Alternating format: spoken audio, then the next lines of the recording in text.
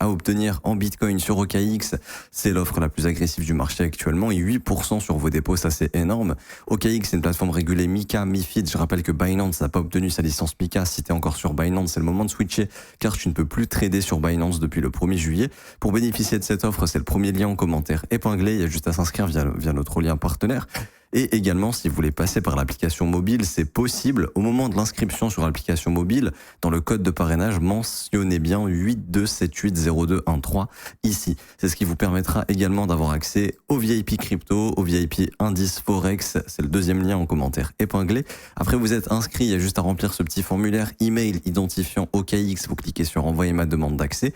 À ce moment-là, il y a un petit bouton Discord, cliquez dessus, connectez votre compte Discord et ça vous permettra de relier votre compte Discord à votre compte OKX et de débloquer les salons suivants. VIP Crypto, VIP Indice Forex, j'ai mis en place les rapports options et ici j'ai rajouté la vue au niveau du rapport code pour que vous ayez une vue un petit peu plus détaillée. Ça c'est accessible exclusivement aux VIP. Le prochain rapport option tombera dans la journée et je rappelle également qu'il y a les 10 000 USDC. Il vous reste 2 jours pour participer, il y aura 50 gagnants. N'hésitez pas, tout est affiché à l'écran. Alors, pour venir ici sur Bitcoin, donc on n'a pas cassé le dernier creux, ça on en a parlé hier. La validation ultime d'un changement dans la dynamique horaire, c'est la cassure du creux. On voit que le prix l'a maintenu ici. Honnêtement, je vais pas dire que je trouve ça bizarre, mais je vais pas dire suspect, mais je pense que ces zones de prix seront revisitées par la suite. Je pense qu'on est en train de préparer ces zones de prix par la suite. C'est un price action qu'on a eu, qui a été assez similaire sur ce mouvement haussier, juste ici, qu'on avait eu quand on était remonté à 83 000 $. On avait laissé vraiment des zones de stop complètement évidentes. Et je pense que le prix est en train de faire une chose assez similaire, mais ce sera par la suite. Pour le moment, la dynamique haussière a été maintenue et la faiblesse du dollar ici permet à Bitcoin justement potentiellement de poursuivre son rebond vers les zones qu'on a identifiées finalement.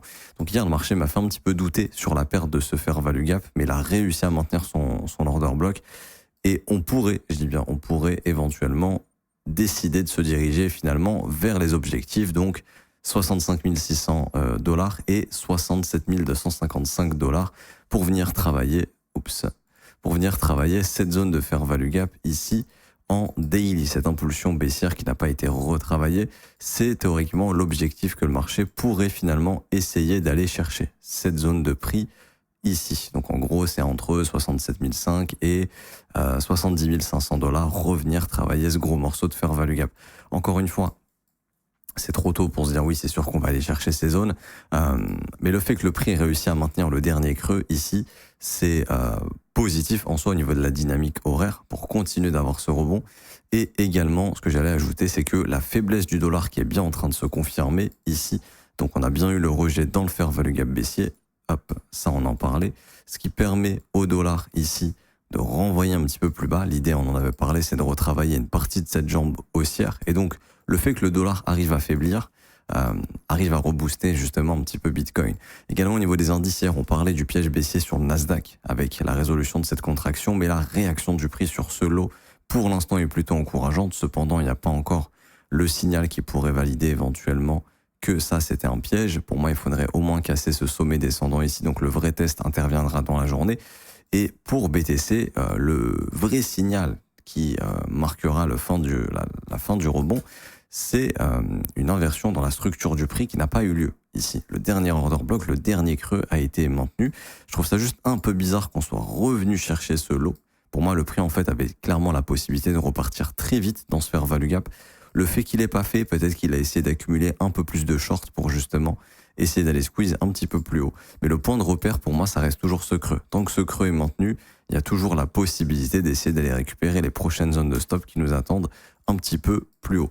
L'idée, c'est de se dire, est-ce que Bitcoin a bottom? Personnellement, je pense pas que Bitcoin a bottom. Maintenant, encore une fois, je le redis et je l'ai dit plein de fois, ce ne sont pas des zones de vente ici, ce sont des zones d'accumulation pour les investisseurs. Soit il y a deux postures à avoir, soit tu es déjà all-in, entre guillemets, c'est-à-dire que tu avais une fenêtre d'investissement, tu l'as déjà déployée, par exemple à 60 000, 65 000. À ce moment-là, ton prix est OK, fondamentalement. Si tu as encore, donc pour moi, ça sert à rien, en fait, d'essayer de vendre, par exemple, pour essayer de racheter plus bas, etc. Si vous n'avez pas les notions pour faire ça, si vous n'êtes pas trader, vous êtes investisseur, vous prenez pas la tête à essayer d'avoir le bottom, c'est ce que j'explique à chaque fois. L'idée, c'est de se positionner dans des prix qui font sens, surtout pour l'halving de 2028, qui donnera une valeur fondamentale à Bitcoin plus élevée. on en avait parlé, dans la zone à peu près des 100 000 $ à 160 000 $. Donc l'idée, c'est de se dire que si j'ai acheté sous les 70 000, bah déjà pour de l'investissement, j'ai un très bon prix. Maintenant, si j'ai encore du cash, l'idée, c'est de continuer de mettre des buy limits un petit peu plus bas. L'idée est de se dire que si jamais ici on est bel et bien dans un rebond et une continuation baissière, le futur mouvement baissier viendra filer ses ordres. Donc là, ça dépend encore une fois de vous.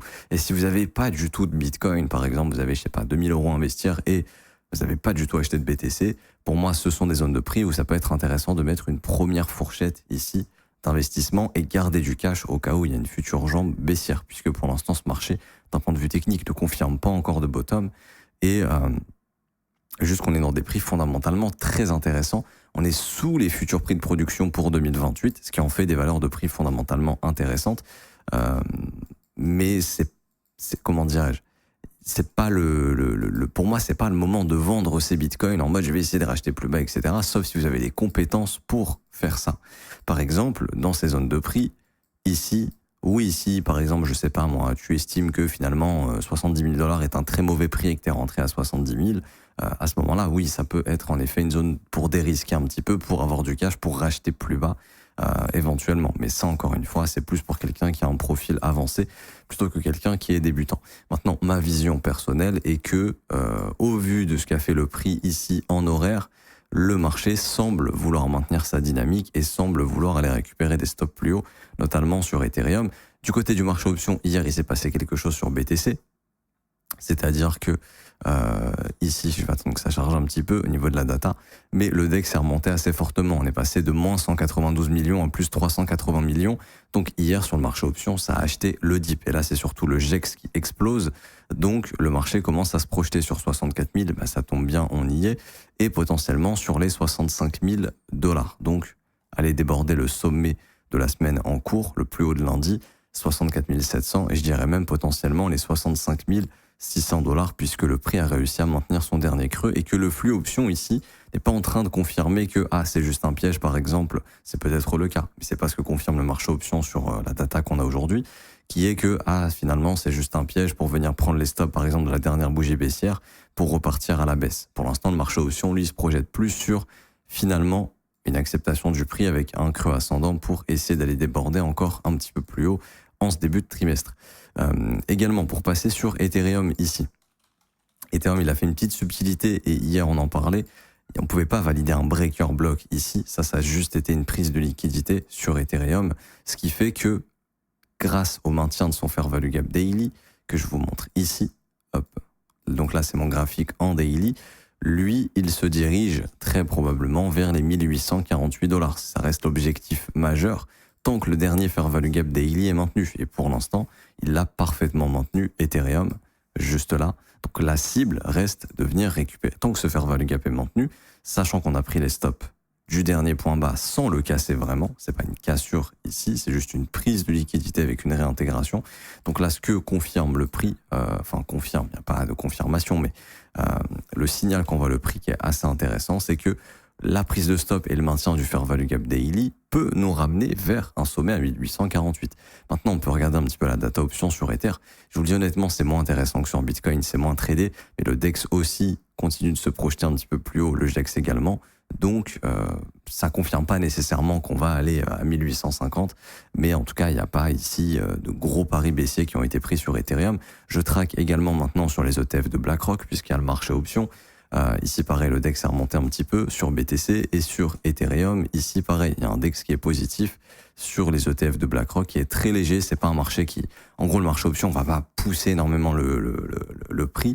Il n'y a pas un sentiment extrêmement bullish, mais l'information qu'on a, c'est que le dip sur le marché option a été acheté hier sur BTC et Ethereum. Donc, en effet, ce qui peut nous ramener à 64 700 dans la journée sur Bitcoin, voire peut-être même le prochain niveau weekly à 65 600. Et du côté de